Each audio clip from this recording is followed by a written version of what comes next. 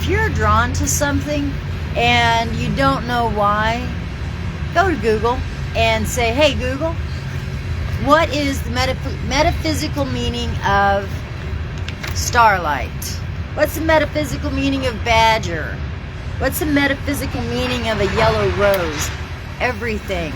Everything in the natural world, everything natural, everything created by nature, including humans, animals, everything flying in the sky, everything swimming in the sea.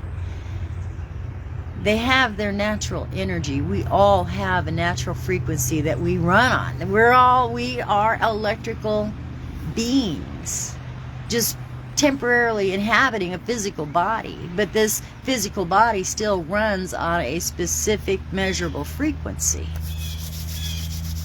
And so whatever frequency you're vibing on, you're going to connect with other things in that frequency. If you are sad and depressed, angry, a little hostile, the things in your world, please open your eyes to see, because what you surround yourself with is a reflection of where you are at physically, mentally, spiritually. Things in your world are drawn to you because you're vibing on that same frequency. So like attracts like, and it repels other energies. Change the words that you use, and simply by changing the words that you use is enough to increase your frequency. I have a terrible, terrible habit of self-talk that is demeaning. Like, I will tell myself, you're so effing ignorant. You're so effing ignorant, man. Get this right. You know, I'm so mean. I'm so hateful. I'm so angry. I'm so sad. And when I say those words to myself, either in my head or out loud, that vibration of the energy of that word goes out and surrounds me, and it pulls in other things that are sad and angry and doubtful and so effing ignorant. Right?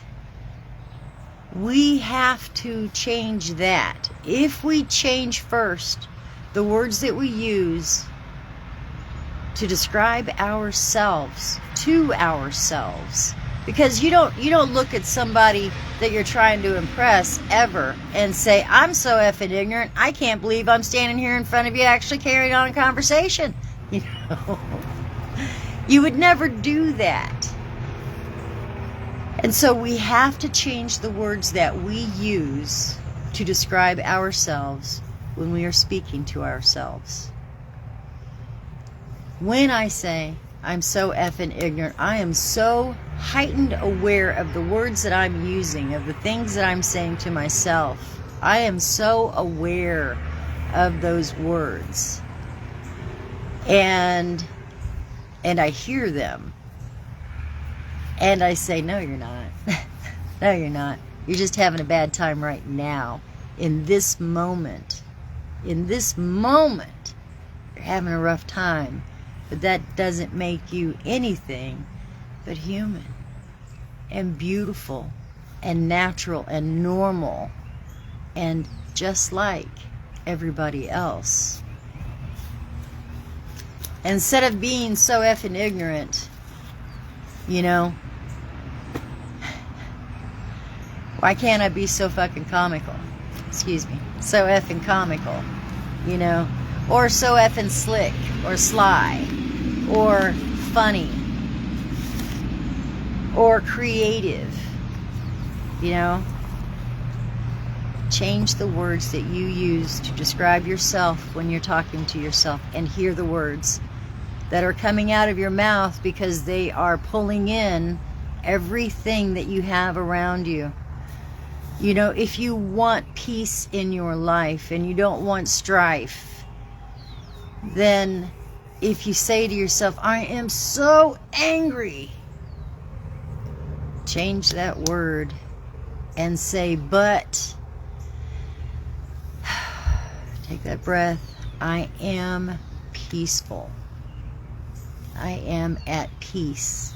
I am at ease. I'm calm. And if you can get to where you can change the words before they come out of your mouth, you're winning. You're beating yourself. You're winning. Change the words before they come out of your mouth. When you are so sad, you say, I am so grateful for all that I have, for being here, for standing. Even if there's nothing else that I can do but stand, at least I'm still standing. And I'm grateful for that. I'm at peace with myself. I'm at peace with the world. Do you understand that most of the time when you become angry or upset with somebody else, it is because they're not doing what you want them to do. Period. End of story. When you become frustrated with somebody else, it's because you have an expectation that is here.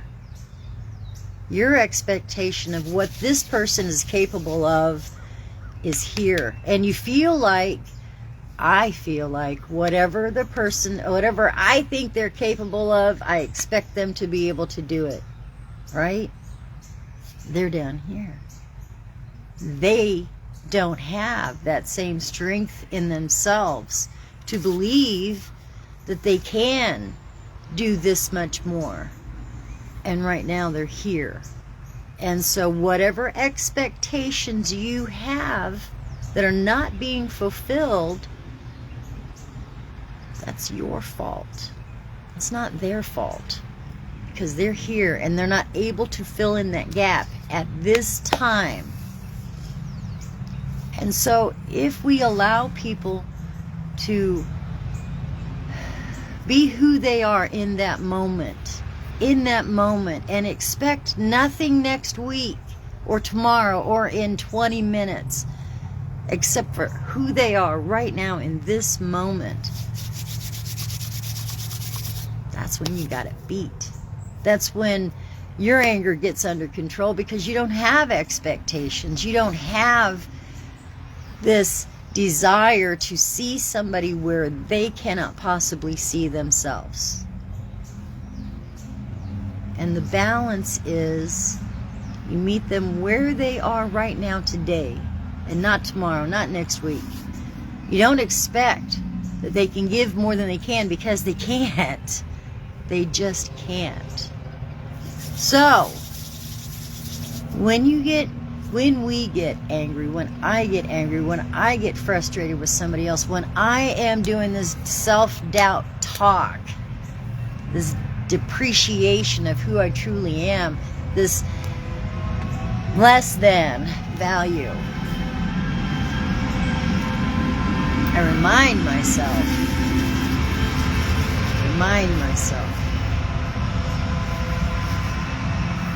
to be who I am right now in this moment, and have no expectations for anything further except that I will always try to be better in the next moment. You know, give me the strength to carry on, Lord, because that's all I need.